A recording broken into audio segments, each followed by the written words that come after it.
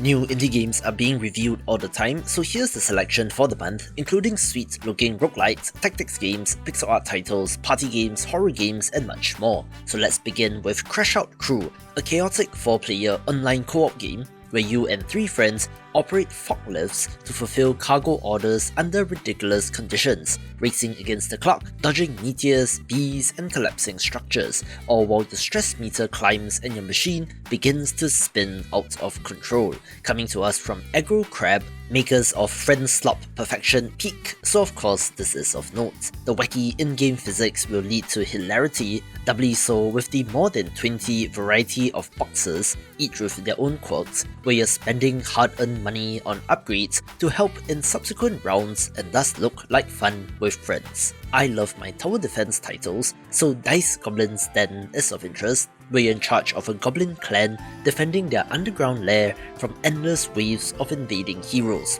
Begin with only a few goblins and limited resources, but quickly ramp up as you mine gold, chop wood, gather food, and build defenses to protect your base, reminding me of Kingdom or Retopia, and I hope this is good. This video is brought to you by GODBREAKERS, a 1-to-4 player online co-op action title which has intense combat and various builds to experiment with as you work together to take down bosses. It is combat focused and will have cancelable animations, putting you in full control, which allows you to chain dodges, strikes, and abilities in fluid sequences. Key to all of this is an ability called a God Break, allowing you to use the strength of enemies against them, where timing the use of said ability will be critical. There will be different character archetypes to unlock, each with different strengths and weaknesses, which will be critical in co-op as you and your team choose complementary characters to cover your bases, but will still remain fully playable solo. I love the look of the game as well, being bright,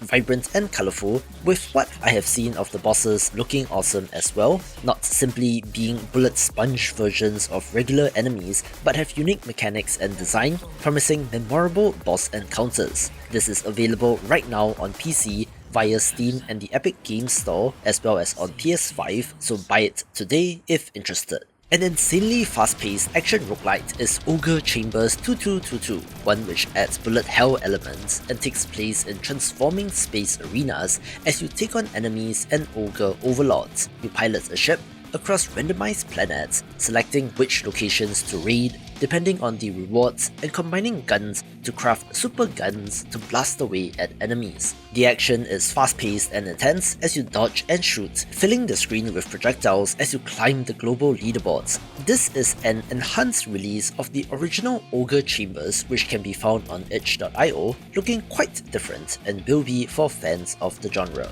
I always love the art of developer Super Mega Team, makers of The Night Witch and Rise and Shine, with their next game being Terrible Life Expectancy, a top-down action roguelite with a brutal twist, where if your character dies, their child, sibling, or cousin picks up the gear and continues the fight, but if every member of the bloodline is killed, then you permanently lose all your upgrades. You are fighting to survive against hordes of mutants, scavenging weapons, supplies, and relics to keep your family's legacy alive. Combat is intense and frantic as you deal with swarms of enemies, using melee weapons, guns, and explosives to take chunks out of the never-ending horde. There are optional challenges and objectives framed as NPCs taking bets on your character, where accomplishing said objective grants you extra rewards with a large variety of mutating enemies for extra variety as well. As such, this looks like Vampire Survivors cross Rogue Legacy, two of my favourite games, so of course this has my attention. Another gorgeous title is Lunchbreak Tactics, a quirky auto-battler card game where you play as a trainee in a giant retail store, escaping boredom by diving into chaotic card battles during lunch. Choose a main character and any 2 clans, which defines your strategy for the match, then recruit units and use items from said clans, build your squad, and face off across 12 rounds of intense action. The art and units are everyday objects turned into fighters, which is neat, since there are units based on an 8-ball, a glass of wine, slow cookers, toilet paper, and other such absurdities, looking light-hearted and fun.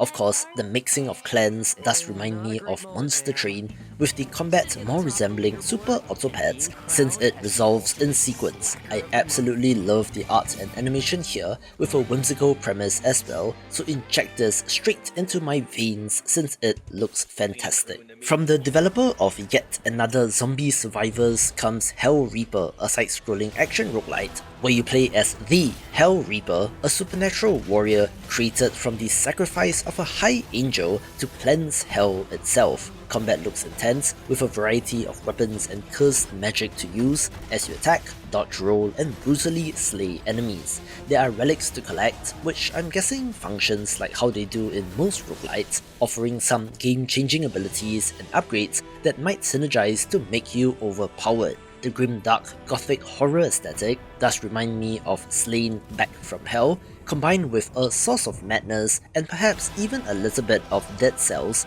with the developer's pedigree being solid, so I have high expectations for this. Angel is a rhythm racing game, which is not a combination you see every day, set in a digital world on the brink of collapse due to climate-driven decay, where you are a pilot weaving music and momentum through neon skies to restore a dying network. You speed through stylized tracks, hitting rhythm cues and shifting lanes to maintain flow, with the action complemented by a breakbeat soundtrack, where I'm not exactly sure what that genre of music is, but it sounds neat, at least from the trailer, being rather indie games due to how cool and throwback looking this game is. One of my most anticipated titles is Kingdom of Night, an 80s themed isometric action RPG that thrusts you into a world of horror in the small town of Miami, Arizona, as ancient demons rise and our unlikely hero, John, fights to save his neighbors and unravel dark conspiracies. You explore an interconnected map of the town across haunted streets, mines, and abandoned buildings, engaging in real-time combat, choosing from 5 character classes in Rogue, Necromancer, Barbarian, Knight, and Sorcerer, each with distinct playstyles and skill trees. These skill trees are each split into 3 branches with 10 talents each, offering variability even within a class, with loot playing a central role as well, similar to games like Diablo. Of course, the setting and vibe is very Stranger Things, telling a coming-of-age story of teenage rebellion, but also supernatural dread, missing neighbors, and a reality-warping cult. This will also have co-op support, so you can play with friends, so if curious, the demo is available right now, so you can go try it, although it still only has an ambiguous Q4 2025 release window as of recording. Speaking of creepy titles, Tarvos Desolation is a survival horror action-adventure game set on the barren moon of Tarvos, where you are the lone astronaut survivor after a cosmic expedition gone horribly wrong,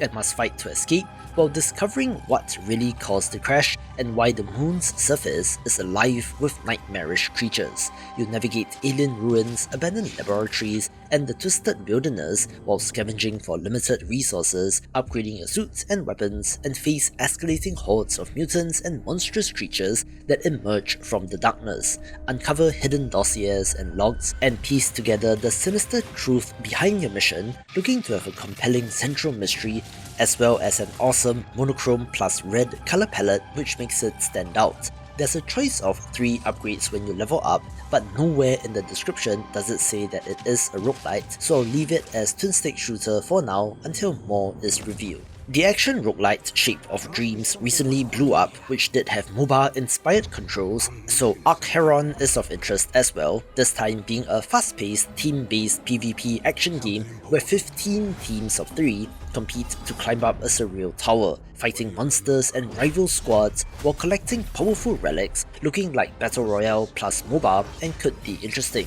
You start with nothing and must find weapons and armor during a match, racing to secure beacons and ascend floors as the tower collapses behind you, culminating in a final 3v3 showdown for victory. There are set bonuses, where collecting 4 in a set will turn you into an Eternal, unlocking a powerful new ability, or you could just create a shattered build by mixing and matching, which has more flexibility and adaptability to change your tactics during a game. Multiplayer-focused titles always worry me since it's difficult to break the entrenchment of Dota and League of Legends, see Super Vive for example, so I don't know how this will fare, but here's wishing the developers all the best. We somehow have two Kingdom-like titles in this video, where we are looking at Song of Slavs here, a 2D side-scrolling strategy and settlement building game where you step into the role of a young Tsar, tasked with creating, managing, and defending your settlement against mythic enemies and Mother Nature.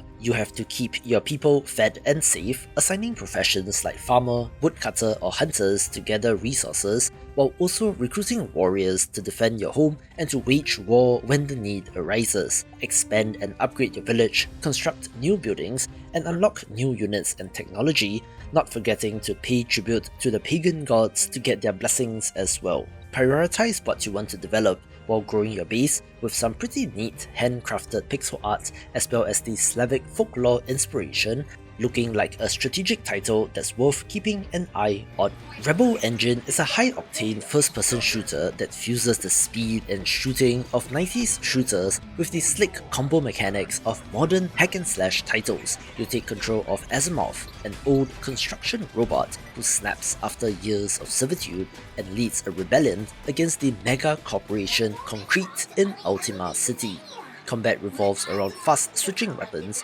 using your giant loading claw and brutal finishes as you shoot, dodge and grab enemies, hurl them into each other and chain together combos that culminate in over-the-top explosions. Ascend the various floors of the giant corporate tower, each packed with enemies and a boss fight. Unlock new weapons and upgrade your loadout to get stronger, also having a battle lab to practice before you dive into the real thing. In addition to the main story mode, there's an arena mode as well, all about racking up the highest possible score, so this game looks sleek and stylish and will be for fans of the genre. I recently came to know that the developer of Sektori used to work at Housemarque, having made titles like Resogun in particular, which makes this twin-stick shooter of interest, throwing you into kaleidoscopic arenas where reflexes, strategy, and rhythmic intensity collide. You pilot a sleek ship through dynamically shifting levels, blasting geometric enemies, weaving through bullet storms, and chaining dashes and strikes to maintain the flow of battle.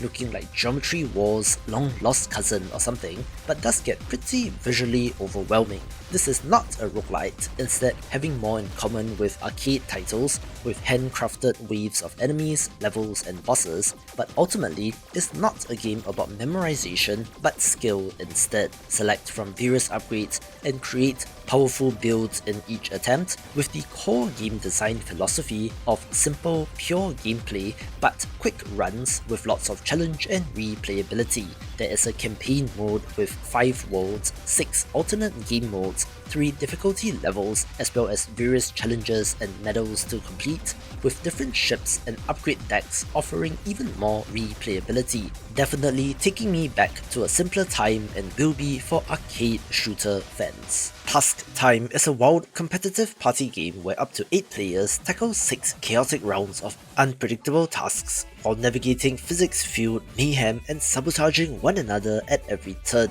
It looks very much inspired by Japanese game shows, so expect the same sort of insanity and hilarity as you scramble to complete objectives while finding ways to screw over your friends, with the variety and randomness being part of the appeal. Designed to be easy to pick up and play, but impossible to master, with over 500,000 randomly generated tasks to complete, so every playthrough will feel fresh. There will also be 500 cosmetic items to unlock, all earned through gameplay, with no microtransactions, and comes to us from the people who worked on Gang Beasts and Fall Guys, so safe to say that they know this space. Fitting the game show aesthetic, the world bursts with vibrant colours, goofy characters, and environments designed for slapstick interactions where the one rule is expect the unexpected.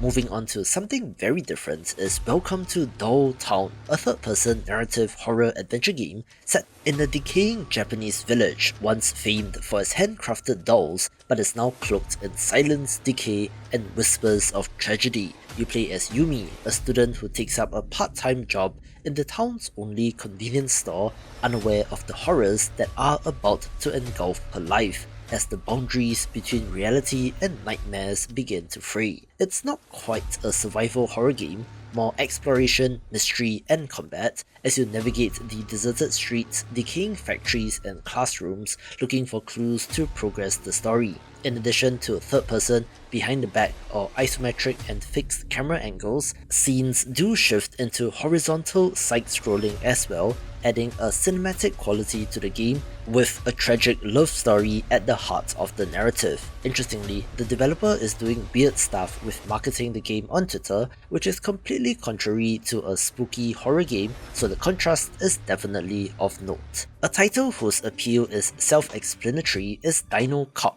a quirky detective game where you play as a lab-built dinosaur cop, navigating a world where dinosaurs and humans coexist awkwardly, tasked with solving a meaty mystery at the Cretaceous Hotel, where human meat has been brought to the dinosaur rights convention and controversy ensues. You wander through environments, interact with anthropomorphic dinosaur suspects, suss out clues with your magnifying glass, disguise yourself, scan your surroundings, and use your nose to crack the case. Instead of more recent detective titles like The Case of the Golden Idol or Return of the Obra Dinn,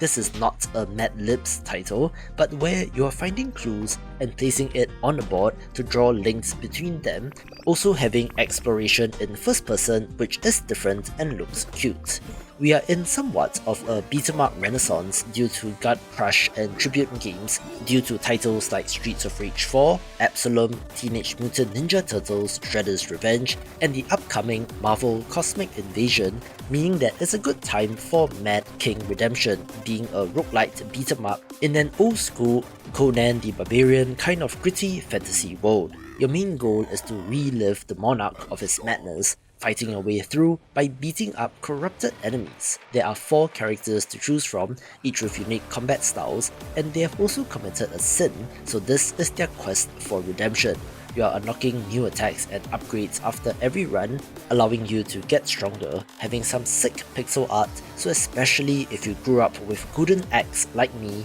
I'm sure that you'll find something of interest here. We did also get a new trailer for Outward 2, which showed off more gameplay with developer commentary, also getting a more specific release window of Q3 2026, where this is the sequel to a cult classic action RPG with survival elements. The gimmick in this series is that you are not some legendary hero or the long-lost son of the king, or a dragonborn or anything of the sort, just being a regular person who decided to go adventuring for whatever reason, going out into a dangerous world that wants to kill you. Navigate the savage wilderness of the world of Ori, managing hunger, thirst, exhaustion, weather, and environmental exposure while facing creatures and bandits with no level scaling in place, meaning that if you end up somewhere where you're not supposed to be, you will die. There's a mix of weapons from melee, ranged, or magic, with various ways to build your character for maximum flexibility that makes the game feel open. The survival elements are the most interesting since you need to be strategic about what you carry in your backpack due to limited space,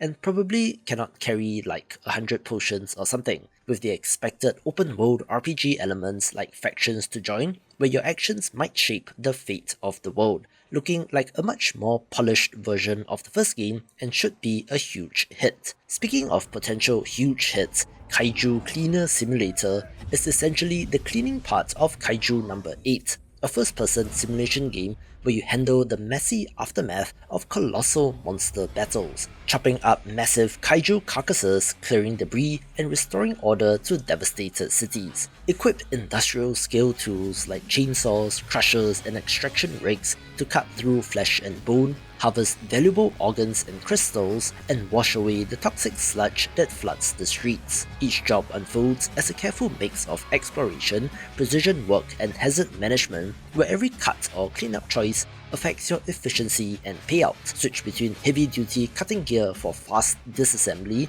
or more precise ones for a neater cleanup, having to be aware of toxic hazards while doing your job. earn money from salvage, and invest it back into improved protective suits, faster tools, and specialized machinery, slowly transforming your basic crew into an elite cleanup force capable of handling bigger, more dangerous corpses. What is old is new again, since this is essentially Viscera cleanup detail, but with more of a power wash simulator slant, where cleaning games remains as satisfying as ever. There are 2 games named The Lift on Steam, so make sure you find the correct one, with this also being a first-person job simulator title, where you play as a handyman renovating a sprawling research facility which has been abandoned after a mysterious incident. Spend your time rebuilding everything from furniture and electrical panels to reactors and satellite dishes, roaming and exploring each floor of the Institute to uncover the mystery of what went wrong.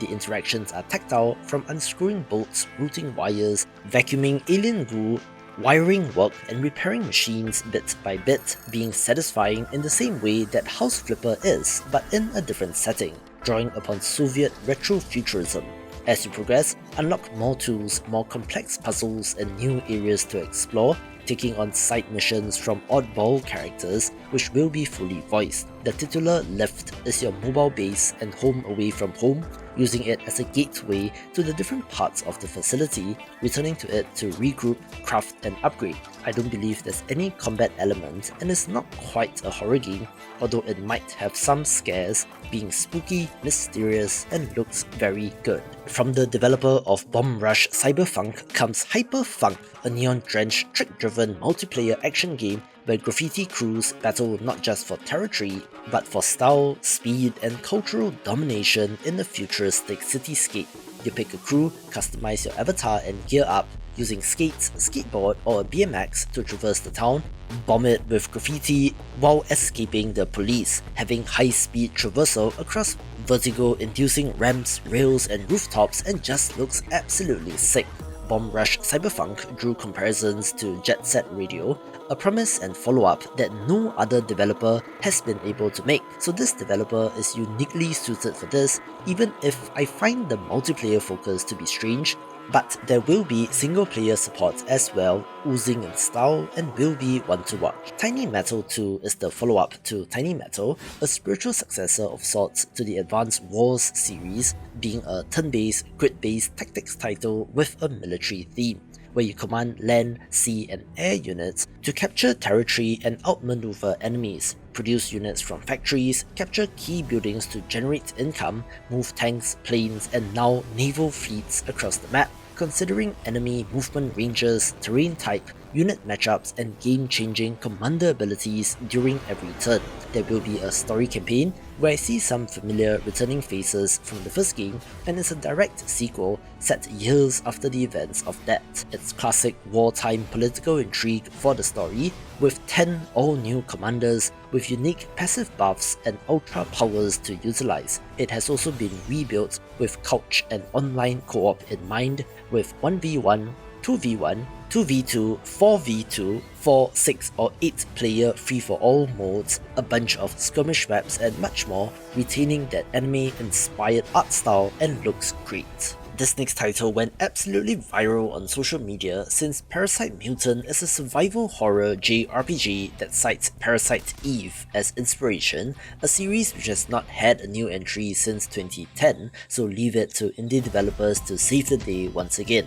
Where Ice Citruna made the roguelite platformer Tower Hunter Urza's Trial and the Metroidvania Frontier Hunter Urza's Wheel of Fortune, which are good, with this looking awesome as well. You play as Psionic Agent Nova, dropped into an abandoned island city teeming with horrifying mutants, having to fight your way through and to solve puzzles in order to uncover a greater conspiracy. Combat uses a unique active time chain system, said to be a mixture of active time battle or ATB, along with a 3-segment chain where you need to time your actions on each segment and decide on when to save your energy and when to unleash a chain release. I love the PS1 inspired art style, which is mixed in with semi-realistic anime art along with an optional retro and CRT filter if you want the game to look more old school. Still, how awesome is it that an indie developer is making a spiritual successor to a cult classic game, being one of the many reasons why I want to support them through this channel. If you played a bunch of Pal World and the base building aspect appealed more to you instead of the guns, then Pal World Pal Farm will be of interest. A creature-powered farming simulation spin-off set on the Palpagos Islands, where you work together with your pals to cultivate the land and to build a peaceful life, but with a dose of the unpredictable and antagonistic forces as well. You'll sow seeds, harvest crops, chop wood, fish and craft items, while pals with unique abilities assist in tasks like watering, harvesting or crafting. Although the description does ominously say, is one of your pals slacking off? Time to teach them the joy of working. There might be raids on your farm from nasty pals, as well as more ferocious ones lurking underground, so defense will be critical, and again, perhaps a not so cozy game after all. There's also a town with residents to romance, but also rumours of a forbidden black market with dangerous items, so things are not as they seem. Still, there's multiplayer support